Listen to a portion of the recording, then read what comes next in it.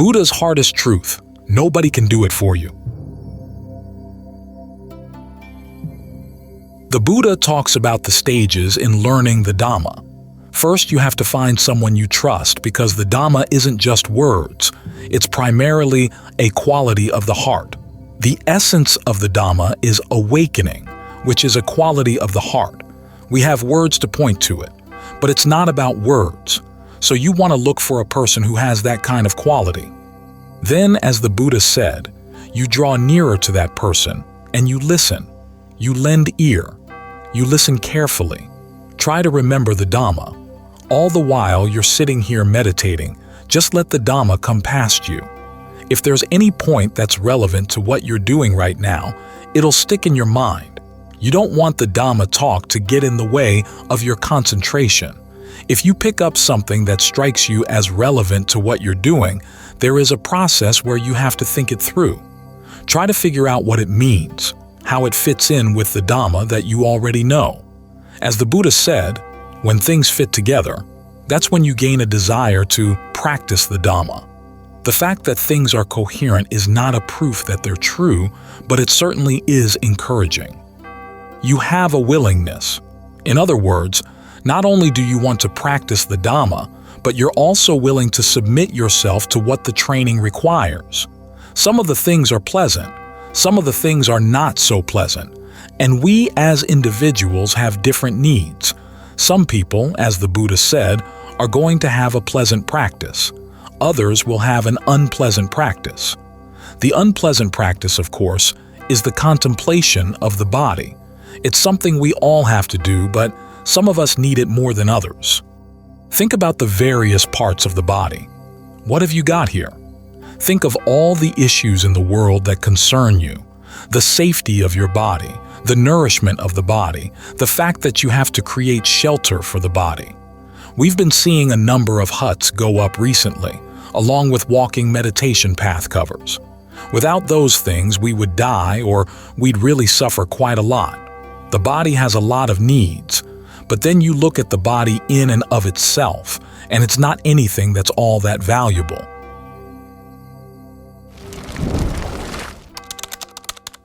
Willing to question yourself. I was reading one of Ajahn Fun's Dhamma talks recently, and he was talking about all these things in the body that you have to throw away. Things come out of the body. You have to throw them away. There's very little that we keep. A child comes out, okay? Keep that. But even when the child comes out, it's pretty disgusting. Back in Ayutthaya in Thailand, there was kind of a health unit, I guess you'd call it, where a nurse was in charge. I knew the family of the nurse, and I happened to visit the unit right after she'd presided over a birth. The stench that came out of the room was overwhelming. I thought, gee, when I came out of my mother's womb, did I smell that bad as well? We all smelled pretty bad, but everything else that comes out of the body, you've just got to throw away. And as for the babies coming out, you have to clean them up. Then, after all that, the body grows old and it's going to die whether you want it to or not.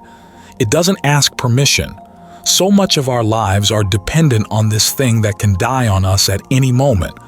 We have to keep contemplating this again and again because we're so attached to the body. And the issues of the body loom so large in our minds. It requires a certain amount of desire and willingness to submit to this kind of practice. It's something you have to do again and again and again. Ajahn Mahabua talks about how you can't count the number of times you do it. Sometimes it does seem like it isn't having any effect, but as you chip away at your attachment to the body, it eventually wears through though. The Buddha's image is the handle of a hammer. You use the hammer every day, and you notice that the hammer's wearing down a little bit, especially the hammers in the old days when the handles were made out of wood. You can't measure how much it's worn down in a day, but you know that over time it will wear down. So there are some practices we have to be willing to submit to. The practice has to go against our desires. All of us would like to have a pleasant practice, but that's nothing we can determine in advance. You have to gauge your own mind. You have to gauge your own practice to see what you need. Then, following the willingness, there's what the Buddha calls comparing. In other words, you compare your state of mind to what he talks about. We're all familiar with the passage in the Kalama Sutta where the Buddha says that you should subject teachings to question. This teaching, when you put into practice, does it lead to what is blameworthy, or does it lead to what is blameless? We notice that the Buddha encourages us again and again to ask questions about the teaching so that we can understand exactly where it's aiming and see where it's going. This connects with a word that's often paired with Dhamma in Pali, Atha, which means meaning but also means purpose and benefit. What's the benefit of this teaching? What, when you put into practice, will give you good results? What will give you results that you really don't want? That's how you test the teachings. That's how you question the teachings. But at the same time, you have to let the teachings question you. Where is your state of mind right now?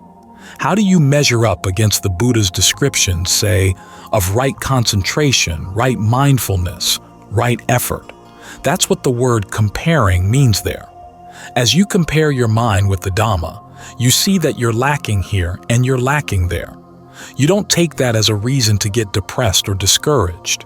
You just say, this is what needs to be done, because after all, this is the way to find true happiness. Although we tend to dither around quite a lot in the matter of true happiness, there comes a point when you realize there's nothing else that's really worth going for. With all the other things in the world, when you pursue them, you can put a lot of energy into them and the results are not worth the effort that went into it. But this is something that really is worth the effort. It's just that it may take a lot more effort than you're prepared for in the beginning. But the whole point of the practice is to make you stronger so that you are capable of doing this. Once you've compared yourself, you get more and more motivated to actually do the practice. And that's when, as the Buddha says, you learn to touch the Dhamma with the body. In other words, where you've got your experience of the body right here, right now, is where you're going to experience the deathless.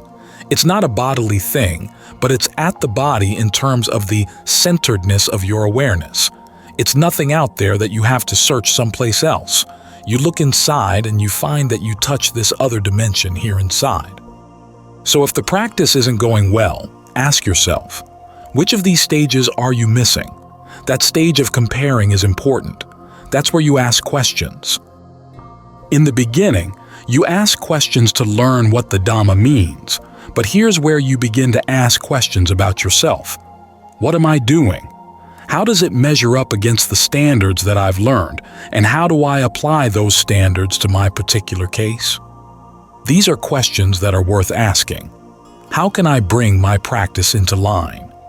If the desire's strong enough, and your willingness is strong enough, you'll find a way. Ajahn Fuang talked a lot about using your ingenuity. In other words, you get general instructions, but this is not a factory where you just put everything into the factory and it's all going to come out as hot dogs, regardless of what you put into the mixture. It's not a mechanical process. It's a process of doing and gauging the results, and then doing again and gauging the results again, as with the questions that the Buddha told the Kalamas to ask. What, when I put into practice, is actually going to give rise to results that are skillful, results that are blameless? You start with questions, and then you move in to focus on your breath. What way of relating to the breath is going to be helpful? How do you relate to the breath in a way that allows the mind to settle down? How do you perceive the breath? In other words, what are the images you hold in mind about what's happening when you breathe? What kind of breathing feels good? What kind of breathing is easy for the mind to stay with? These are questions you have to ask. Nobody else can ask them for you.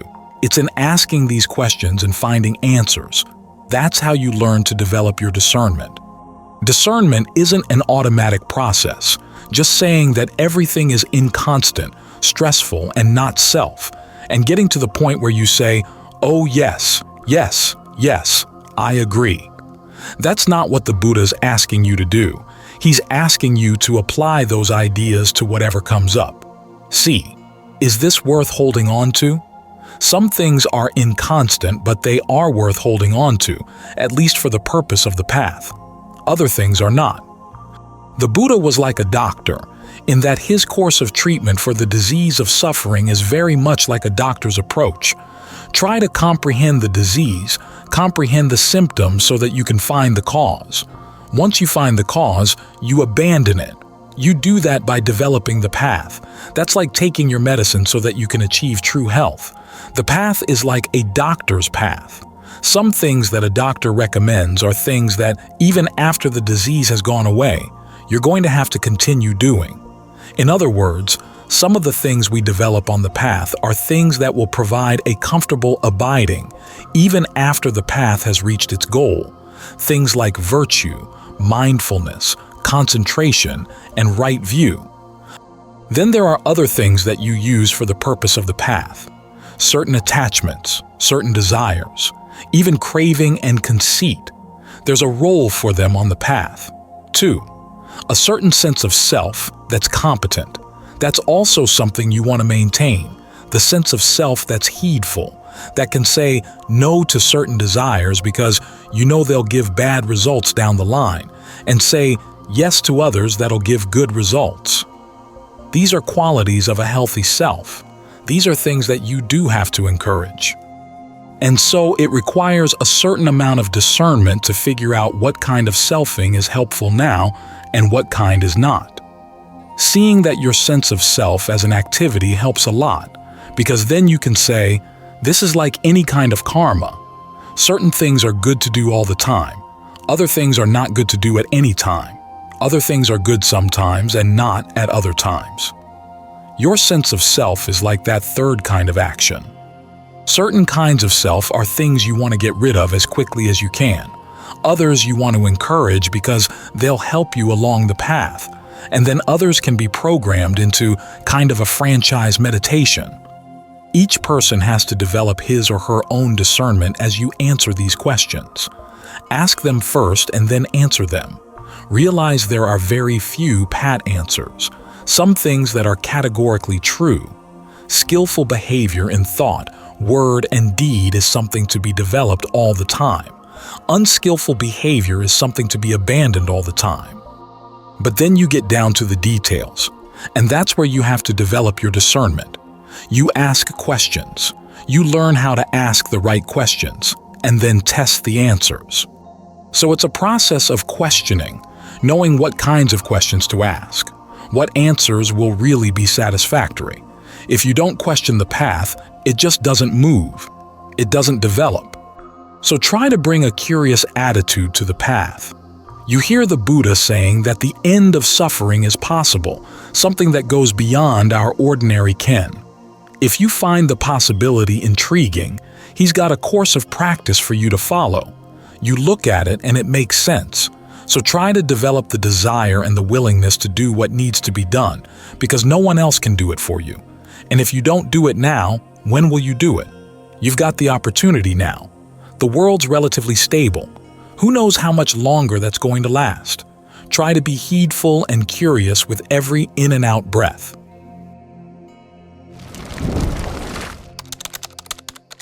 Choosing a teacher. The Buddha says there are two reactions to pain. One is bewilderment. Why is there this pain? Why is there this suffering? Then 2, a search. As he phrases the search, is there someone who knows a way or two to put an end to this pain? Just think of that. You're looking for someone who has knowledge about how to put an end to pain, who is truthful, and has the compassion to tell you the way. But at the same time, you're bewildered. You're not sure who has that knowledge, who has the compassion, who has the truthfulness. Sometimes it's hard to tell. This is the position we're in as we look for a teacher. The question often comes up, if I'm going to find a teacher, what do I look for?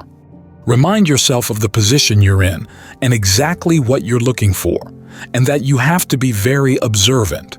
As the Buddha said, You're not going to know someone until you've been with them for a while. You're not going to know their virtue, i.e., their truthfulness, until you've been with them for a while and seen them in action. And you have to be observant. This requires that you be honest too. You're not going to know a person's discernment until you hear them discuss issues and see how they treat a particular issue, how they treat different questions. Which questions need to be answered categorically, which questions need to be reanalyzed, which questions need to have a counter-question to clear things up before the answer comes, and which questions deserve being put aside. Mastering that list of the 4 types of questions, the Buddha says, is an essential part of discernment. You're not going to know a person's endurance until you've seen that person endure hardship. And again, you have to be observant. Spend time. And you're not going to know the person's purity unless you've had dealings with that person. The sutta doesn't define what dealings are meant in this context, but 2 things come to mind. One is simply trade, making exchanges. Does the person make fair exchanges, or does he try to take advantage of the other side? The other issue concerns arguments. If you have a debate with someone, you get a sense pretty quickly as to whether they're fair in how they treat your position, how they treat your arguments, how they treat you as a person. So it takes time to know people. But the Buddha does give you a list of things to look for, specifically in a teacher. And again, it comes down to the issue of someone who is knowledgeable, truthful, and compassionate. One of the questions he has you ask is, would this person ever claim to know something that he or she doesn't know? That gives you a sense of the truthfulness of the person. When the person teaches, do the teachings clear things up? The Buddha says that he trained his students to be experts in cross-questioning. In other words, when a teacher gave a teaching, and if the student didn't understand what the teacher was saying, the student was free to ask, what does this word mean? What does that word mean? At the same time, the teacher was supposed to be free to question the student. If the student asked a question, the teacher could ask, what do you mean? What are you getting at? This kind of relationship, the Buddha says, is conducive to understanding the truth. What you don't want is someone who's good in bombast, someone who can spin fine phrases, sound impressive, but when you press the person on what they exactly mean, they equivocate. They don't make things clear. Think about that story of Marilyn Monroe when she was married to a playwright and was getting to know the intellectuals in New York. She had lunch with one famous intellectual one time, and afterwards she said, "He's not an intellectual. He doesn't make things clear to me." You want someone who makes things clear. That gives you a sense that the person really knows what he or she is talking about. As for a compassion, ask yourself, would this person tell someone else to do something that was not in that other person's best interest? Watch. Be observant. Don't go by the impression you get simply by listening to a few Dhamma talks on YouTube. Although one thing you can learn is if you go into a chat room and there's a teacher involved in the chat room, notice how the teacher handles arguments. That can give you a sense of how he or she deals with people. Otherwise, you have to know the person in person. We have to take time to get a sense of whether there can be a rapport based on compassion. I know in my case with the Ajahn Fuang, there were a lot of things he didn't know about Western culture. There were times when I would ask him questions that to me seemed very natural. But as soon as the question came out of my mouth, I got a quizzical look from him. He made me realize that this was very much an American question and I was going to have to work it out on my own. But the sense of compassion that I felt from him was much more important than having him answer all my questions. He really did seem to be concerned about my well-being, which meant that even when he was harsh, it was for a good reason. I would be doing something that was lazy, stupid, or thoughtless, and he would let me know. And I'm glad he let me know. One of my jobs was to be his attendant. As I went up the hill every day to his hut, if there was a question I had either about my practice or about some issue in the monastery, I realized I had to practice it in my head before I broached the topic with him. There had been times when I would broach a topic and he came right back in a way that indicated that the conversation was already over before it even began. I came to realize it was the way I broached the topic, so I had to think very carefully. How do you broach a topic in a way that you're not putting any burdens on him, not placing responsibility on him for something that you should be responsible for yourself? Then years later, after he died, I had dealings with other senior monks, and I noticed other monks who had not been trained in this way getting themselves into a lot of trouble. Whereas I was in a position to think things through, I'd had that practice. I'd have dealings with senior monks who were said to be difficult, and I didn't have any difficulties with them. So you're not looking for someone who's simply kind in a sweet, flowery sort of way. The kindness has to run deeper. You're looking for someone who's willing to train you, and that takes a lot of effort on their part, so you have to have some compassion for the teacher. But if you feel that the teacher is compassionate, the teacher has your true well-being in mind. That's a lot of the relationship right there. So you're looking for someone who's knowledgeable, truthful, and compassionate. Learn to ask the right questions so that you can overcome some of your bewilderment and see who is actually truthful, knowledgeable, compassionate. As the Buddha said, a person of no integrity or little integrity cannot recognize a person of integrity, cannot recognize a person of no integrity. It's hard to see. So you have to look to your integrity as the number one issue. But if you honestly want to put an end to suffering, and you're willing to do whatever is needed to put an end to suffering, that puts you on the right track. And when you're on the right track, you're in a much better position to find people who can help you along the way. Questioning your way to certainty. We all know that uncertainty is one of the hindrances. It gets in the way of concentration. We know this from reading it in the text, from hearing it in Dhamma talks, and also from our own experience. You find yourself wondering, is this really the right meditation for me? Is the Dhamma really right? Did the Buddha know what he was talking about? Those thoughts can really get in the way of the mind settling down. But it's interesting to note that the Buddha's solution for uncertainty is not just to ramp up your conviction, saying, I believe, I believe, I believe, and somehow hoping that that's going to drive your uncertainty away. His solution is not to stop asking questions, but to ask different questions, questions you can actually answer. Try to look at what in your mind is skillful and what's unskillful. Try to notice the qualities that lead to skillful action and unskillful action. You can start by asking those questions about your breath. What way of breathing feels good? What way of breathing doesn't feel good? Pose that question in your mind and then experiment with different kinds of breathing. You'll start noticing that certain rhythms of breathing or certain ways of conceiving the breath feel better than others. Then you ask yourself, how can I maintain those ways of breathing? And how you ride with the waves of change that go through your body. Sometimes a particular rhythm feels good for a while, but then the body doesn't need that rhythm anymore.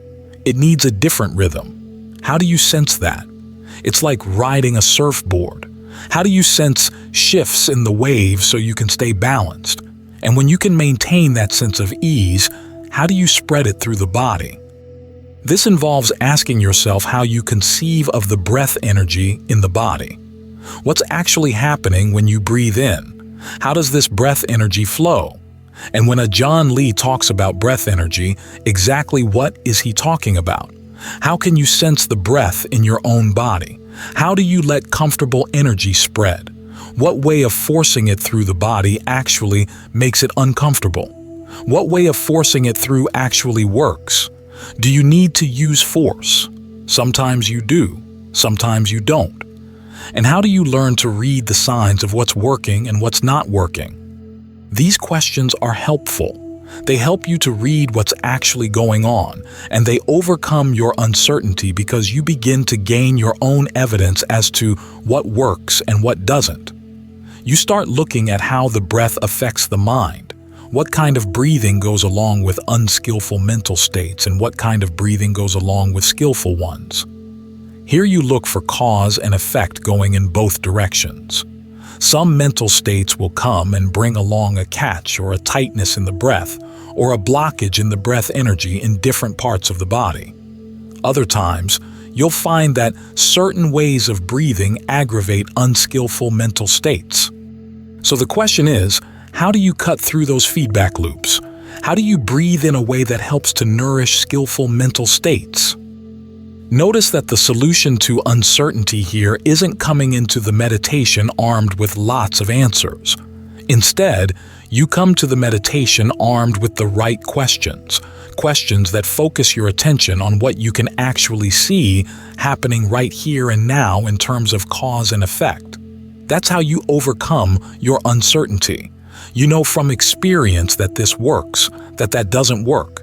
You learn to evaluate things on your own. In this way, the questions direct your thoughts in the right direction. Then you watch and evaluate. This is how you get the mind into the first jhana, not by pretending that there's no uncertainty, but by realizing that you don't know, but you're willing to learn, and that the way you're going to learn is by looking right here to see what's happening in terms of cause and effect. A certain amount of conviction does have to come into play here. The conviction that you can learn from what's actually happening in your own body and mind, that you have the necessary powers of observation, and that right here is where you're going to learn about these things. You don't have to depend on some text or some God or some outside being telling you what to do. You learn from your own actions. So it is true that a certain amount of conviction is needed here, but it's coupled with an inquisitive mind. It's not the kind of conviction or faith that refuses to ask questions or refuses to entertain a questioning mindset. It's one that realizes that the only way you're going to gain knowledge is by asking the right questions. This, as the Buddha said, is how the Dhamma becomes visible here and now. Someone once asked him, "What does it mean, visible here and now?" He responded, "Do you know in your mind when passion has not been abandoned?" Yes. Okay, there it is. The Dhamma that's visible here and now. And do you know when passion is abandoned? Well, you would know if you practiced. The same with aversion and delusion. You know for yourself here and now when these things are present and when they're absent. You also know what you've done to bring them on, and you know what you've done to get rid of them. So seeing the Dhamma here and now is a question of noticing your actions and the result of those actions as they're happening. This principle applies all through the practice, beginning with the Buddha's teachings to Rahula. Look at your intentions. Do you know when you have a skillful intention?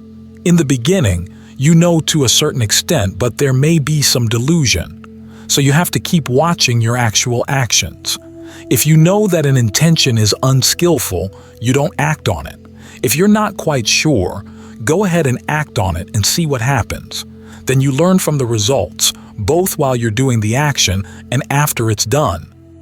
As you stick with this, you begin to read your mind states more and more clearly, so that you can know when a particular mind state is going to lead to an unskillful action, and you drop it.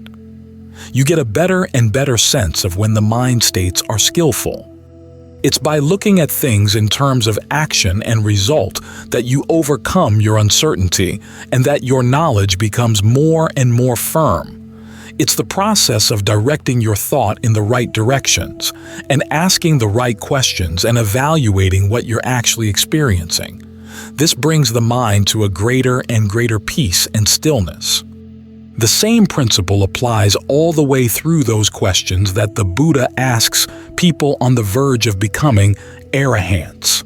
You see, form, feeling, perception, fabrications, and consciousness, and you ask yourself, are these things constant? Well, no. And the Buddha here is not asking in the abstract. He's asking you to look at your sense of form, your sense of the body that you're experiencing right here as you sit here. Look at the feelings that arise and pass away, the perceptions, fabrications, sensory consciousness. Do they last or not? Do they change or not?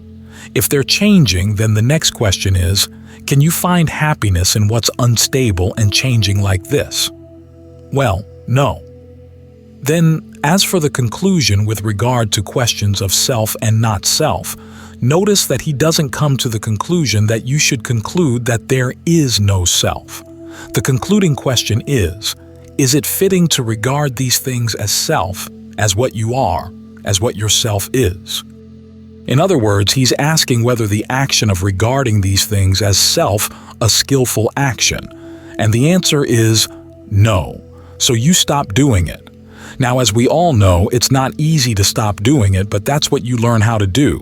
When you finally get to the point where it really hits home that you've been trying to base your happiness on these things that shift around and change on you, that's when you see for yourself that the activity of labeling that as self is an unskillful activity, something you've got to learn how to stop. And that's it. It's a question of actions and results, not trying to come to some conclusion about whether there is a self or is no self, but simply answering the question of how skillful it is to regard this particular activity as you or yours, as what you are or what your self is. That activity, you can see clearly, is not skillful, and when the conditions come together just right, you can really stop it. That's where awakening comes. So notice that it's questions all the way to the end. It's not blind trust or blind conviction, blind faith. The trust is in the questioning process and in your own ability to look at your own actions and see their results. In the beginning, it may be kind of blurry, but you learn to perfect your powers of observation. The more truthful you are, the more observant, then the better the results. This is why the Buddha said, "Let a person come who is truthful and observant, and I'll teach that person the Dhamma." He's not saying, "Let a person come who believes everything I say," or a person who wouldn't admit his doubts.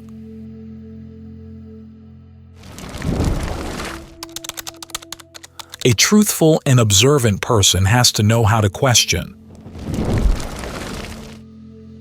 What the Buddha's going to teach you is how to ask the right questions at the right time and the right place in such way that they actually lead to knowledge. When you can question your way to that first experience of the deathless, where you let go of the activity of creating a self around the aggregates for the first time, then the deathless opens up. As the Buddha says, that's when your conviction becomes verified, when you see that this process really does work. Up to that point, of course there are going to be doubts, of course there are going to be questions, and the Buddha doesn't have you deny those doubts or deny those questions. He simply says, learn how to question in a way that's productive, that leads to knowledge that allows you to verify for yourself what he has taught. This is why the solution to uncertainty is not blind conviction or forced conviction. It's learning how to pay appropriate attention to what's skillful and what's unskillful in your own behavior, and then pursuing that line of questioning as far as it can go.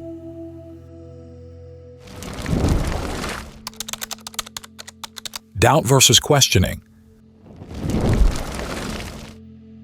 Doubt is one of the hindrances in meditation, but it turns out that there are different kinds of doubt.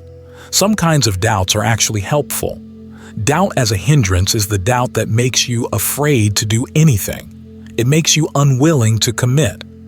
When you try something, you say, well, this can't be right. Then you go someplace else before you've even given it a chance. For example, a common complaint about concentration as you begin to fabricate it is that you notice, hey, this is fabricated. This is willed.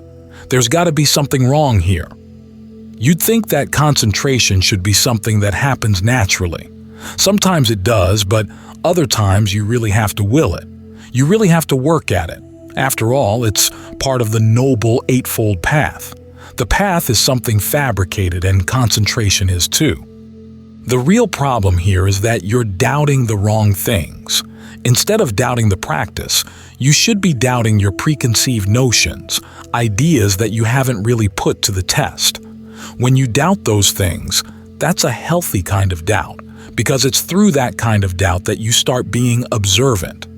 All too often we believe this or that must be right, so we just plow ahead regardless of the consequences because it seemed so logical, so reasonable. But as the Buddha said, you can't take logic and reason as your guide all the time. Some things that are logical and reasonable are actually wrong. Sometimes they're right. The logic and reason they have are not guarantees that they're true. So this is a fine line, and it requires you to figure out exactly what you should doubt and what you shouldn't. If it's the kind of doubt that paralyzes you and makes you unable to commit to the practice, that's an unskillful doubt. But if it's a kind of doubt that questions a preconceived notion, that opens the opportunity to be observant. As I've said many times, this was one of the most frequent terms Ajahn Fuang used in giving meditation instructions. Be observant. Watch. Watch what you do and look at the results of what you're doing. If you're not observant, there's no way the meditation will go anywhere. You might like to think that meditation is something simple, that it has certain set instructions and you follow A, B, C, D until you finally get to Z, which is where you want to go. That's it. And the less you think, the less you reflect, the better a meditator you'll be. That's totally wrong. How are you going to gain discernment unless you look at cause and effect for yourself? If you simply follow instructions, then you're placing all the responsibility on the instructor. You're not taking on any responsibility at all for your actions. If anything goes wrong, it's the other person's fault. That's a very cautious and cowardly way of looking at the world, trying to make sure that nobody can criticize you, but it doesn't gain any real results. The whole point of the meditation is that while you're doing the meditation, unexpected things are sure to come up, things that you wouldn't see otherwise. How you deal with those unexpected things, what understanding you come to about those unexpected things, that's where the real discernment arises. That's where you can really make a change in the mind. The purpose of the instructions is to give you general principles and some warnings. If you hit this particular point, you've got to watch out for this. You hit that particular stage, you've got to watch out for that. But a lot of it is left up to your own powers of observation. If you're not willing to use your powers of observation, you get nowhere. It's as plain as that. If you're not willing to question your preconceived notions, you might as well go back home, because the meditation is designed to do precisely that. Question your preconceived notions. If you don't question them, you don't learn anything new. If you don't learn anything new, nothing new will happen in the mind. So you have to be a questioning person, but you have to learn how to question the right things. Some of that you can pick up from people who've meditated before, who have some experience. Notice how they look at things.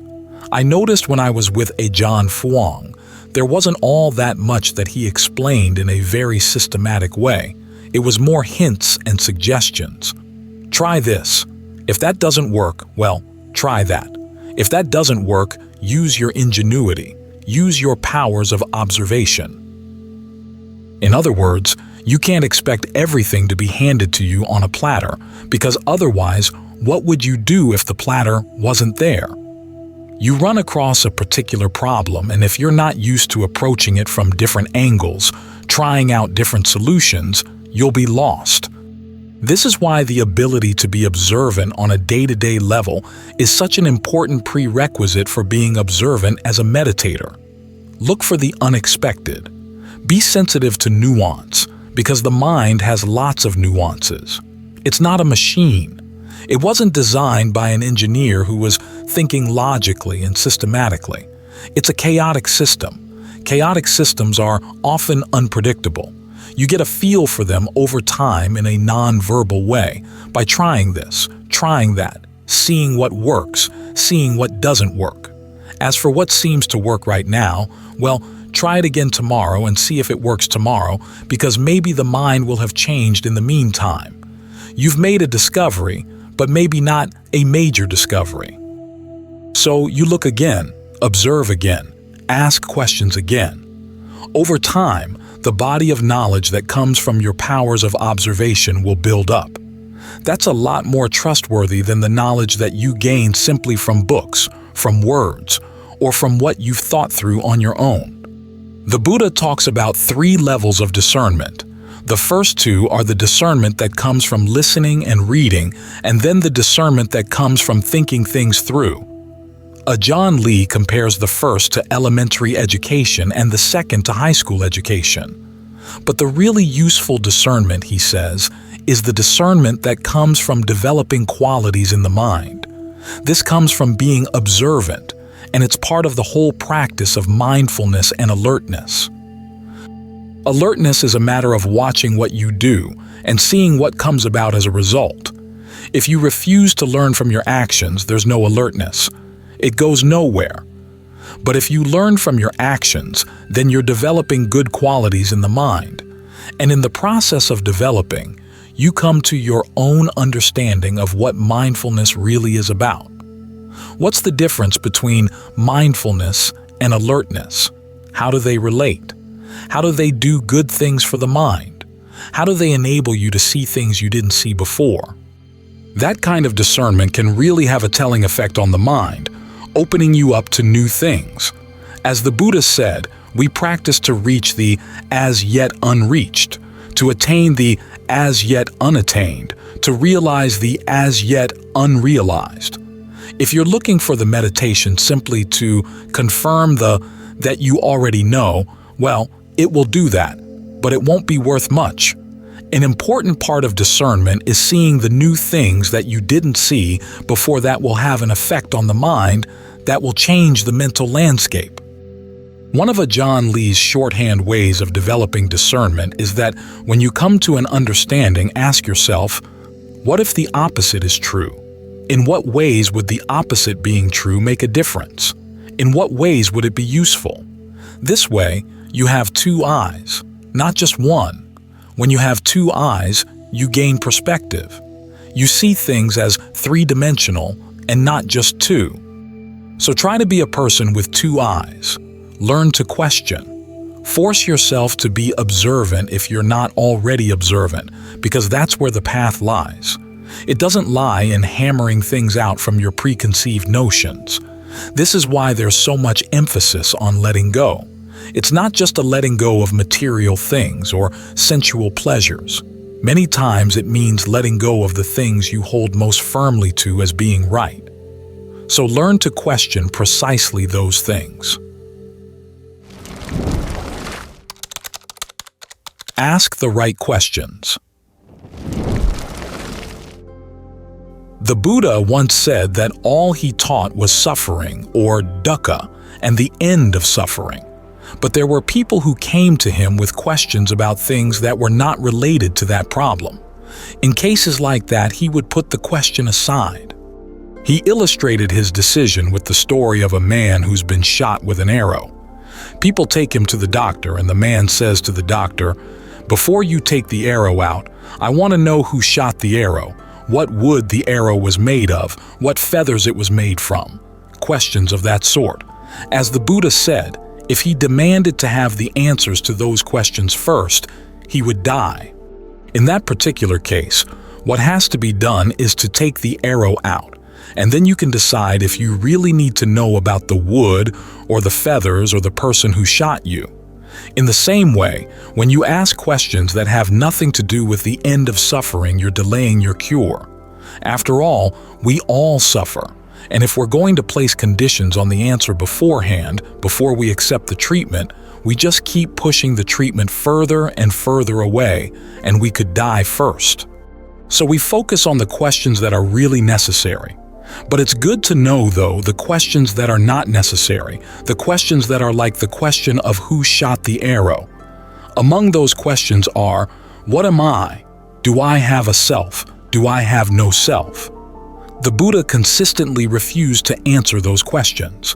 As he said once, it would get you entangled in a tangle of views if you try to answer those questions. Another time he said that it would actually get you into wrong views. On top of that, any way you define yourself, he said, is to place limitations on you.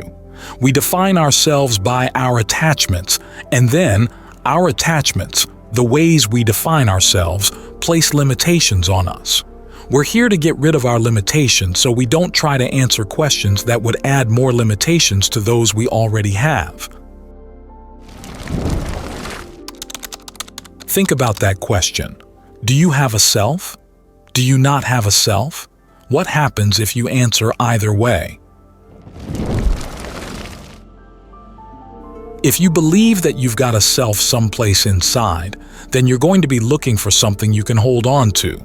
That gets in the way of the practice because ultimately we have to let go of everything. If you believe there is no self, then you can ask, well, who's responsible for my actions? And who's going to reap the results? Maybe it doesn't really matter what happens. If there's nobody responsible, nobody to be punished or harmed by the actions, you can just do what you want with impunity. In that case, teaching that there's no self can make you very irresponsible. Some people ask the question, well, maybe it's something that you would say, that in one sense you have a self, and in another sense you don't have a self. But that doesn't avoid the problem. Whatever you believe is self, you're going to hold on to. What the Buddha was more interested in is this action of creating a sense of self. What does that do? How is that helpful in the path? And how does it get in the way? Those are questions you can answer because there are times when having a sense of self that's competent to do the practice keeps you going. It's actually skillful. In other words, you feel that you can do this and you're willing to take responsibility. That keeps you on the path. If you see that what you're doing is harmful, you decide to stop the harm and then do what you can not to repeat it. Then you can also create a sense of self that's going to benefit from this practice. If you create that kind of sense of self, that's useful too. You keep using it until you don't need it anymore. You regard it as a tool, but you want to be very clear about the fact that it is something you're creating. It's an action. And as always with the actions, the question isn't what's your true self or what's not your true self. The question is this a skillful action or is this not a skillful action? Sometimes, especially in some Buddhist circles, we hear that, well, you don't have a self, but you are the 5 aggregates.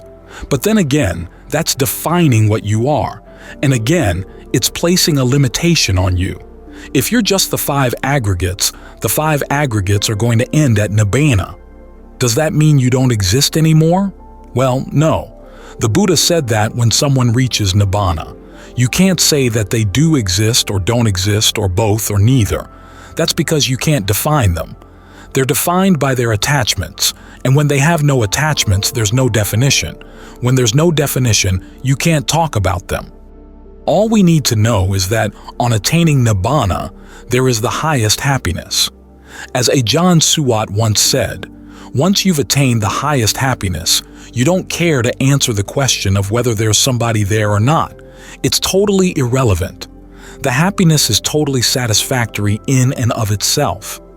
What this means is that you want to get very careful about watching your mind in action. When you latch on to something, is it a good thing to latch onto or not a good thing to latch onto? We hold on to the path in the same way that you hold on to a raft going across a river. Or another analogy the Buddha gives is that the path is like a chariot. As you ride in the chariot, you can't let go of the chariot because you'd fall off. So hold on to the chariot, and when it gets you to your destination, then you get down, let go. So you will have to hold on to certain things, and the things you hold on to will define you. But you're not so much interested in your definition of you, you're more interested in the question of, these actions in my mind, are they causing stress? Are they not causing stress? Some things cause stress and they don't really accomplish anything, so why bother to keep doing them? Other things may cause stress, but the stress is worth it, like practicing right now. Even though we're trying to get the mind to rest, It is work because the mind keeps wanting to slip off, but it's work worth doing for your long-term happiness, so you keep doing it. It's like a little child. You try to get it content to play, and it wants to do something else. But you want to make sure that it stays safe and stays in a safe place. You give it things to play with inside, so it doesn't go wandering off. So, it is work. And whenever there's work, there has to be a sense that you are capable of doing the work, you are responsible for the work, and you will benefit from the work. That's all you need to know about who you are. Your main focus is on the work that needs to be done. This is why, when the Buddha analyzed the causes for stress, there's no place where he says someone does something. Simply he says, there is this action, and then from that, there is that action. When there's this action, then there's that action. If the actions are done in ignorance, there's going to be stress and suffering. If they're done with knowledge, they can become part of the path away from suffering. So you want to focus on the actions of the mind. This is why we get the mind really quiet. Not to find out who we are, but to see exactly what actions are happening in the mind, which ones are causing stress, and which ones are helping put an end to it. When we focus on the actions, we're not saying there's nobody there. We're just saying that that issue is irrelevant right now. It's like when you talk to a physicist, and the physicist describes the atoms in a rock. He doesn't say whether the rock is sandstone or granite or limestone. He's more interested in the electrons and the protons in the atoms. When he doesn't talk about limestone or sandstone, that doesn't mean there is no such thing as limestone or sandstone. It's just that, for the time being, if you're looking just at the atoms, the type of rock it is, how it got formed, those things are all irrelevant. You're trying to focus on the problem that you're interested in solving, so don't let yourself get distracted by other problems that can get in the way. Learn to treat that question of who you are as a problem that gets in the way, and instead look at the question of, what am I doing to identify with things? Because identification is a form of clinging, and clinging, as we know, is part of the definition of suffering and stress. So if you have any sense of you inside that's just purely clinging and is not helpful in any other way, then you let it go. You're trying to find out what you were craving to create that clinging. You see that the craving isn't worth it. That's how it ends. Other times you cling because you're clinging, say, to mindfulness or concentration. Okay, cling in the meantime because those are necessary tools in the work that needs to be done. When the work is no longer needed, then you can put down the tools too. So, whenever you get confused about the Buddha's teachings, keep reminding yourself that he taught just two things: suffering and the end of suffering. Then ask yourself, how does this teaching fit into solving that problem? If we bring other, irrelevant problems to the practice, we have to learn to put them aside. Otherwise, the arrow just stays in our heart, and nobody can get it out because we refuse to take it out. We've been waylaid by other questions. But as the Buddha said, once the arrow is taken out, the questions you wanted to have answered, you realize don't really have any meaning anymore because you've solved the big problem, which is why it is that the mind wants happiness, but it keeps creating suffering and stress. When you get so that it stops creating that suffering and stress, that's when you can put all your burdens down.